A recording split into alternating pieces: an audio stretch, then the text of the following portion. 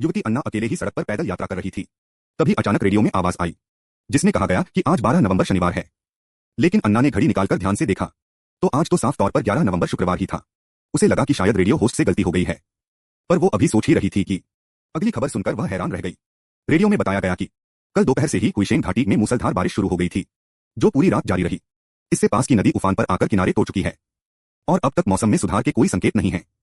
संयोग से अन्ना उसी हुइशेन घाटी की सड़क पर पैदल चल रही थी। उसने ऊपर देखा तो आसमान बिल्कुल साफ था, कहीं कोई बादल नहीं, धूप खिली हुई थी, बारिश के कोई आसार नहीं थे। अन्ना को थोड़ी घबराहट हुई, क्या ये कोई भविष्य से आई हुई रेडियो प्रसारण थी? इसी वक्त पीछे से एक कार आ रही थी। अन्ना ने तुरंत हाथ हिलाकर उसे रोक लिया। भले ही उसे पक्की जानकारी न थी, पर सुरक्षा के लिहाज से वह जल्दी से घाटी से बाहर निकल जाना चाहती थी। कार में एक बूढ़ा दंपति बैठा था।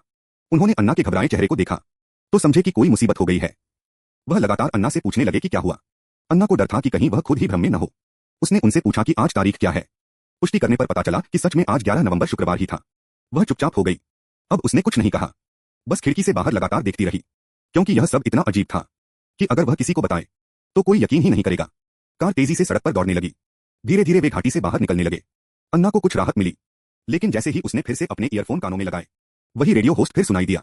रेडियो में कहा गया, हुइशेन घाटी में बाढ़ की आपदा घोषित कर दी गई है। इस बाढ़ में अब तक 5 लोगों की जान जा चुकी है। इनमें एक दंपति, 2 बच्चे और एक किशोर शामिल हैं। वे सभी अपनी ही कार में मृत पाए गए और यह जगह घाटी के बाहर एक सर्विस एरिया है। अन्ना ने इधर उधर देखा।